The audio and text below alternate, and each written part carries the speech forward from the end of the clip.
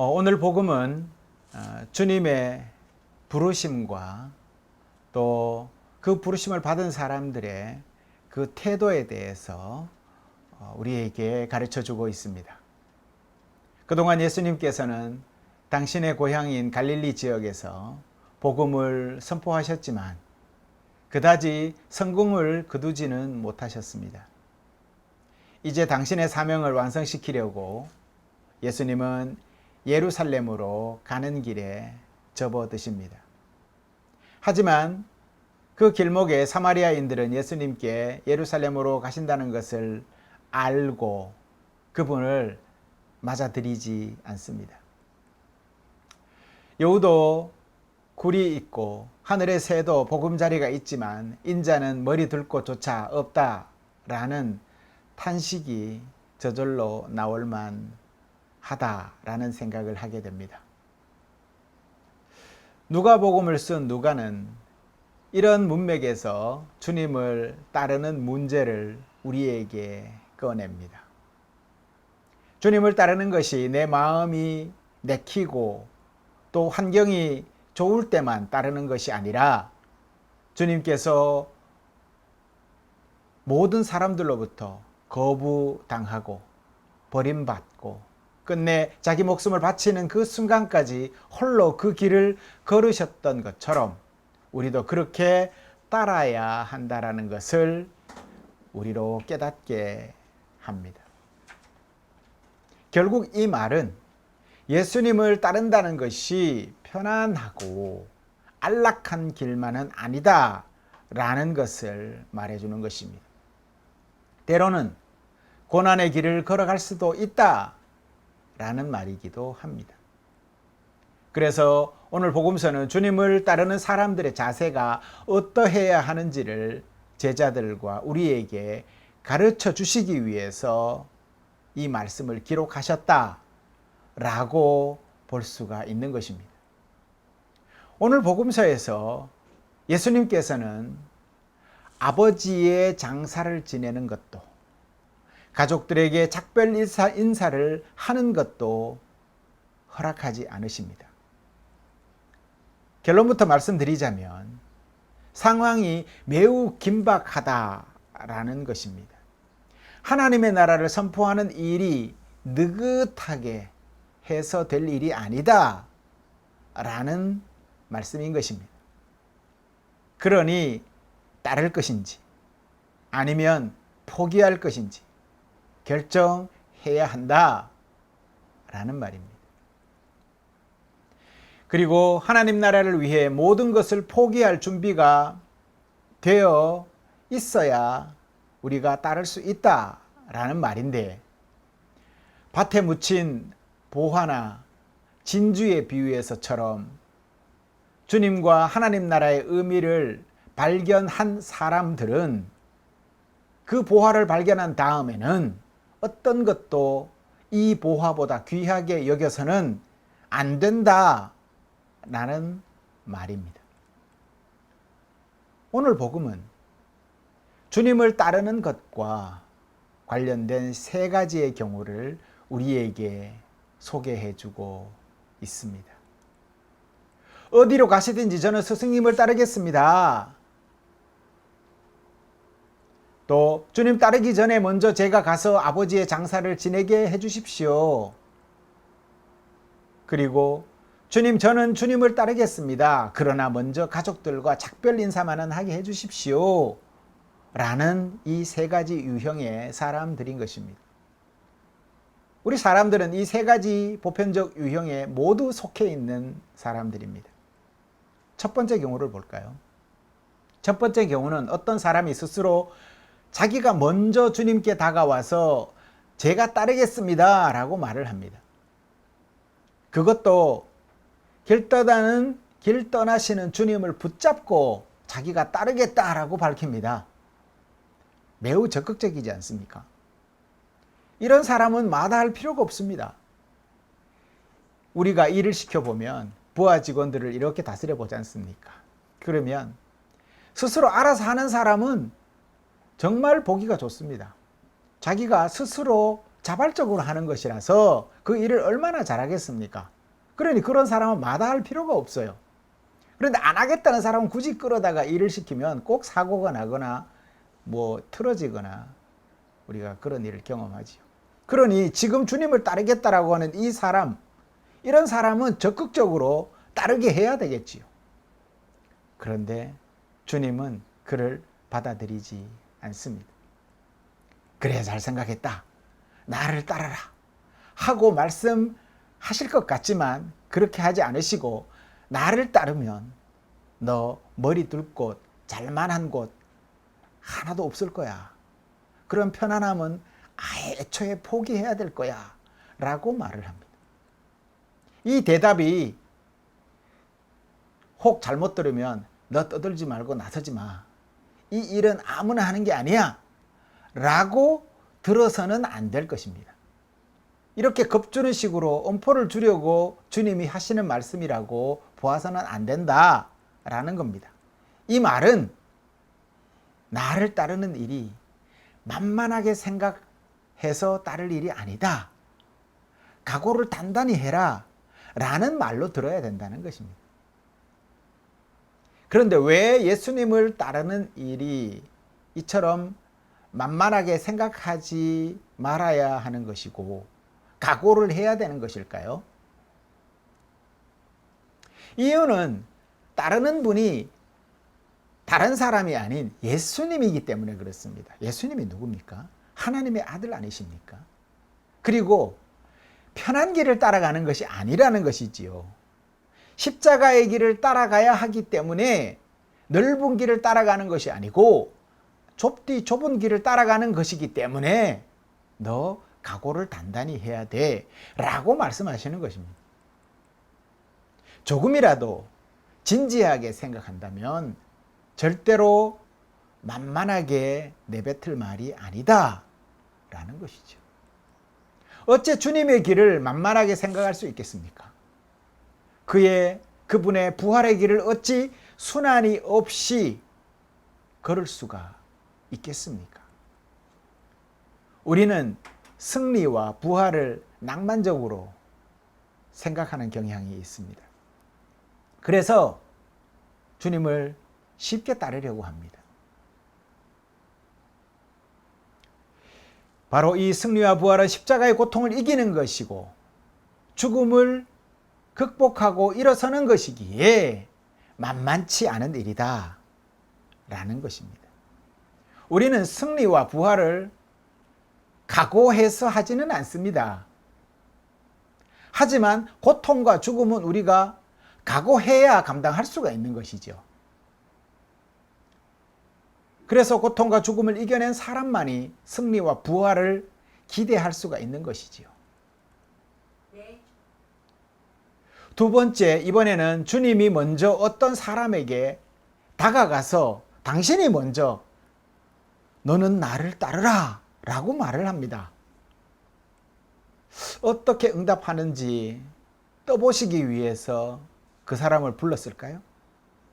진정 그가 당신 마음에 들어서 부르셨는지는 모르겠습니다. 하지만 우리가 주님을 따른다는 것은 주님께서 부르셨기 때문에 그분을 따를 수 있게 되었다는 사실은 분명합니다. 여러분도 마찬가지고 집사님도 마찬가지고 모두가 다 우리는 주님이 불러주셔서 따르게 된 사람들이지요. 그러니 이 얼마나 대단한 영광입니까? 주님이 친히 당신의 길에 나를 불러주셨으니 여러분은 얼마나 행복한 분들입니까? 그런 만큼 이 부르심에 우리는 만사를 제쳐놓고 따라 나서야 합니다. 아버지 장래조차도 주님을 따르기 위해서는 포기해야 하는 것이죠.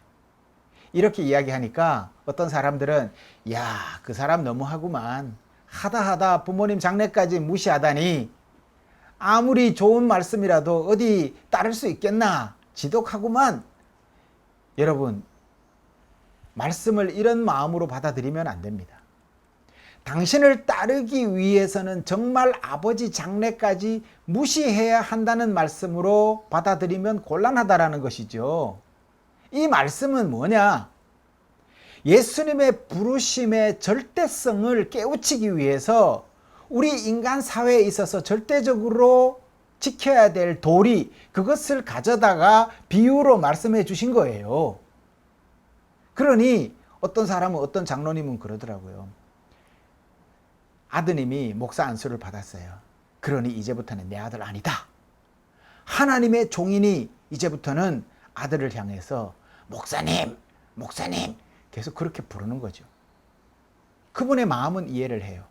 자기 마음이 그렇게 절대적으로 그분을 하나님의 뜻을 따르겠다라는 의지로는 받아들일 수는 있으나, 그렇다고 아들이 아버지가 되겠습니까? 아들이 아닌 게 되겠습니까? 그거는 아니라는 것이지요. 그 마음이 그러니 그런 표현을 하는 것이다 라는 생각으로 저는 받아들였습니다. 그래서 불러주신 주님께 돌아서지 않고 반드시 따르겠다라는 인간적인 도리를 들어가지고 예수님이 설명하신 것이다 라고 이해를 하셔야 하는 것이지요. 우리 집사님도 최근에 그런 어려운 마음을 많이 가지고 계셨던 것으로 알고 있습니다. 그만큼 예수님을 따른다는 것이 중요하다라고 주님이 말씀하시는 거예요. 그만큼 그 부르심은 절대적이다라는 말씀인 것이지요. 물론 주님을 따르기 위해서 아버지 장례조차 못 치르는 그러한 극단적인 일도 있을 수는 있을 것입니다. 있겠지요. 우리 살아가다가 보면. 하지만 여건이 허락한다면 얼마든지 장례를 치르고 즐거운 마음으로 따라야겠지요. 그러라는 겁니다. 세 번째 경우는 작별 인사를 하고 따르겠다는 사람의 경우입니다. 우리는 먼 길을 떠날 때 누군가에게 꼭 인사를 하고 떠나지요. 예를 들어서 저 같은 경우에 제 선배가 예전에 제가 이제 군대 가기 전에 시골에서 이제 집안일을 돕고 있었어요. 이제 군대를 기다리고 있으니 영장이 언제 나오나, 이제나 나오나 저제나 나오나 기다리고 있는데, 그날 그 선배가 갑자기 쪽지 하나를 들고 오더니 상기야 하고 부르더라고요. 집 문 앞에서. 그러더니 야, 네 영장 나왔다. 그랬더니 그 친구가 그분이 하는 얘기가 뭐냐, 너 게리슨 유격대 합격됐대 이러는 겁니다. 그 당시에 드라마 중에 게리슨 유격대라고 유격대 그 외국 드라마가 있었습니다. 거기에 합격됐대 그러면서 저를 놀리는 겁니다.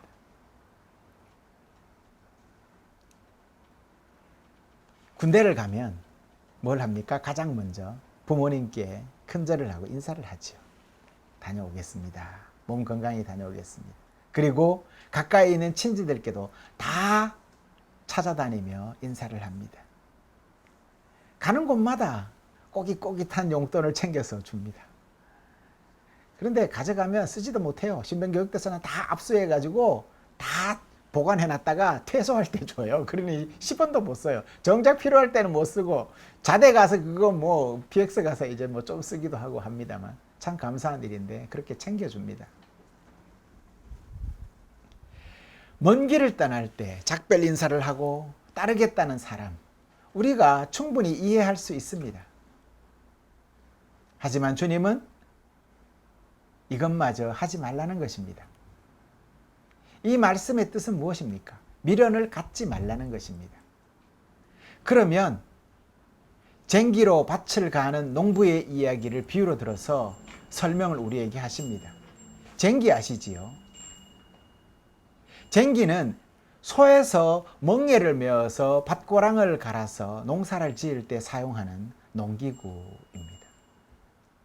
쟁기를 잡은 농부가 한눈을 팔면 소는 금세 밭두렁이에 있는 먹음직한 풀을 향해서 가게 됩니다.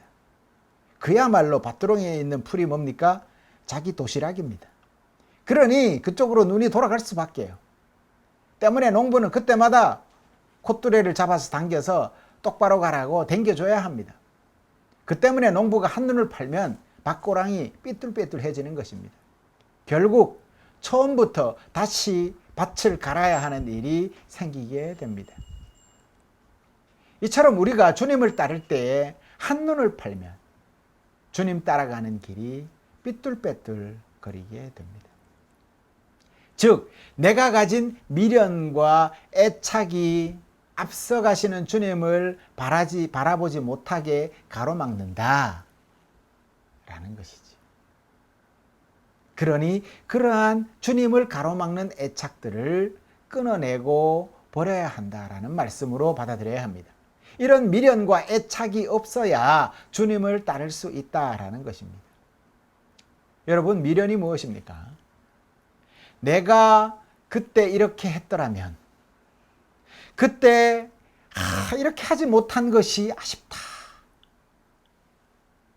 유행가 가사처럼 그때 그녀의 손을 놓지 말았어야 했는데, 뭐 이런 거 있지 않습니까?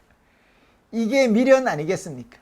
그래서 조용필의 유명한 노래 미련 때문에 라는 노래도 있습니다. 뭐 이런 미련 아닙니까? 생각해보면 미련은 과거지향적이라는 말입니다. 나는 다가올 내일이 미련이 남아, 이런 사람은 없어요, 세상에. 나는 1년 뒤가 미련이 남아, 이런 사람은 없습니다. 항상 과거를 바라보고 미련을 남기죠. 이런 사람은 이런 것이 이제 미련이라는 것입니다. 이처럼 미래를 두고 미련이 있다고 말하는 사람은 없습니다. 이에 반해서 미련이 없다는 말은 무엇입니까? 이 말은 곧 미련이 없으니 과거가 아닌 미래를 바라본다라는 말이 되는 것이죠. 즉 미래지향적이라는 말과도 같습니다. 이런 차원에서 애착이라는 것도 마찬가지입니다. 애착은 과거 인연에 얽매이는 것이라면, 애착을 끊어낸다라는 것은 새로운 인연을 따라서 미래를 향해 살아간다라는 말이 되는 것입니다. 그러니 쟁기를 잡고 뒤를 돌아보지 않는다라는 말은 그저 뒤를 돌아보지 않는 소극적인 태도가 아니라 앞을 뚫어져라 바라보고 따라가려는 적극적인 태도를 말하는 것이다 라는 것이죠.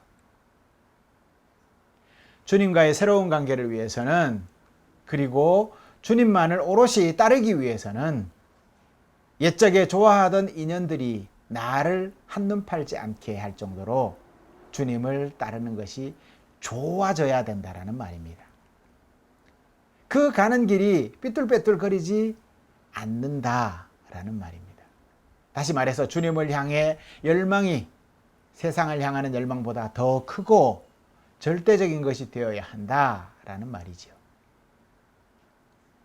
예수님은 오늘 예루살렘으로 가기로 단호하게 결정했다라고 말합니다. 여러분, 결심을 합니다. 여러분도 이제 결심을 해야 합니다. 하나를 얻으려면 그만큼 버려야 얻을 수가 있습니다. 양손에 모든 것을 쥐고 다른 것을 얻을 수는 없습니다. 만약 좋은 학점을 얻으려면, 학생이 좋은 학점을 얻으려면 친구들과 놀러 가는 시간을 포기해야만 합니다. 그렇지 않고 놀 거 다 놀고 좋은 학점을 절대로 받을 수는 없는 것입니다. 과감하게 포기해야 합니다. 신앙인은 하나님의 뜻을 선택하는 시간인 동시에 또 세상 인간적인 뜻을 버려야 하는 그러한 사람들입니다. 결국 어떤 시점에 가서는 반드시 하나를 택해야 되는 시간이 옵니다. 나머지는 모두 버려야 합니다. 다 얻을 수는 없습니다. 주로 우리가 그것을 경험하는 때가 언제입니까? 이 세상 마지막 날이 다가오는 그 시간에 결국에 선택하는 것은 하나님 한 분이라는 사실을 우리는 깨닫게 됩니다. 그리고 그리 결심한 다음에는 어떠한 일이 있어도 변질되어서는 안 됩니다. 하나님께 모든 것을 맡기고 나아가야 하는 것입니다. 가만히 보면 두 가지를 다 얻으려고 하는 사람들이 있는데 이는 잘못된 것입니다. 여러분, 동가식 서가숙이라는 말을 들어보셨죠? 옛날에 중국에 한 여인이 있었답니다. 돈이 많은 여인입니다. 이 여인이 동쪽에 있는 집에서는 음식을 참 맛있게 하더라는 것이죠. 둘 다 자기 집이에요. 그래서 동쪽에 가서 밥을 먹고 저녁에는 서쪽에 있는 집에 봤더니 멋진 남자들이 거기에 있더랍니다. 그래서 서쪽에 있는 집에 가서 잠을 잤답니다. 이게 동가숙서가식입니다. 그래서 되겠습니까? 한 집에서 먹고 자야겠지요. 여러 가지를 한꺼번에 선택할 경우에 그러한 선택할 생각은 이제는 더 이상 하지 말아야 한다는 말입니다. 성도 여러분, 여러분은 하나님을 택했고 주님을 따르겠다라고 나선 사람들입니다. 이제 양손에 이것을 잡고 저것도 잡아야겠다라고 생각해서는 안 됩니다. 성도 여러분, 예수께서 가신 길을 우리도 가기로 결단해야 합니다. 하지만 동가숙 서가식해서는 안 됩니다. 오늘 예수님은 예루살렘으로 가시기로 완전히 마음을 굳혔습니다. 그리 십자가를 지시고 세상 죄를 멸하시려고 결정하셨습니다. 세상 죄의 문제도 해결하고 당신 십자가도 지지 않을 방법은 도저히 없습니다. 결심을 하셨습니다. 영원히 흔들릴 수 없는 마지막 결정을 예수님은 지금 바로 하신 것입니다. 여러분, 우리도 마지막 결정을 하고 주님을 따라가야 하겠습니다. 우리는 인생을 길에다가 비유를 합니다. 여러분도 살아봐서 알듯이 인생이라는 것이 평탄한 고속도로 같은 그러한 때만 있는 것은 아닙니다. 때로는 길이 울퉁불퉁하고 꼬불꼬불해져서 보이지 않아서 안내하는 사람들이 필요할 때도 있습니다. 때로는 길을 잘못 들어서 엄청 고생하기도 하고, 여러분이 잘 아시는 이스라엘 백성들이 가나안 땅에 이르기까지 얼마나 걸렸습니까? 그 오랜 세월을 그 길을 걸어갈 일이 아닙니다. 지금 가서 한번 걸어보십시오. 여러분이 걸어도 훨씬 짧은 거리입니다. 그런데 그들은 그 길을 수십 년에 걸쳐서 걸어가지 않습니까? 인도자가 없어서 그렇습니다. 또 하나님의 뜻이 그렇게 늦게 이끌어서 그렇게 꼬부락꼬부락한 길을 바른 길로 가게 하셨다라는 것이죠. 오늘 구약의 말씀과 복음서에 모두 우리에게 가르쳐주는 말씀은 공통되어 있습니다. 따르다라는 이 말입니다. 엘리사가 부모를 떠나서 엘리야를 따라갑니다. 인사하고 오겠습니다. 그때 뭐라고 합니까? 엘리야는 단호하게 거절합니다. 그랬더니 엘리사가 어떻게 합니까? 딸을 엘리사가 뭐라 그럽니까? 자기가 몰고 있던 소를 잡아다가 번제를 드리고 가난한 사람들에게 고기를 다 나눠주고 난 다음에 어떻게 합니까? 엘리야를 따라갔다라는 것 아닙니까? 바울 사도가 또 오늘 얘기합니다. 성령을 따라서 살아가라라고 합니다. 누구를 따르라고요? 성령을 따라 살아라라고 합니다. 육체를 따라 살아가서는 안 된다. 그거는 망하는 길이다라고 얘기를 합니다. 그러고 보면 신앙인은 예수님을 따라야 하는 것은 당연하지만 말처럼 예수님을 따라가겠다라는 사람은 그리 많지 않은 것 같습니다. 복음서에서만 보더라도 그렇지 않습니까? 제자들조차 따르기를 불편해했다 하지 않습니까? 오늘 예수님이 우리에게 말씀하십니다. 너는 나를 따르라. 그렇게 말씀하시며 우리를 당신께로 초대해 주십니다. 이 부르심에 성도 여러분은 어떻게 반응하시겠습니까? 너 나를 따르라 라고 말씀하실 때 여러분은 어떻게 반응하시겠습니까? 그리스도인은 주님을 따르는 자들입니다. 이 부르심에 여러분의 고백을 주님께 올려드리는 모든 성도들이 되었으면 좋겠습니다. 나를 따르라. 이 말씀은 사랑의 주님이 우리를 초대하시는 간절한 부르심입니다. 기도하겠습니다.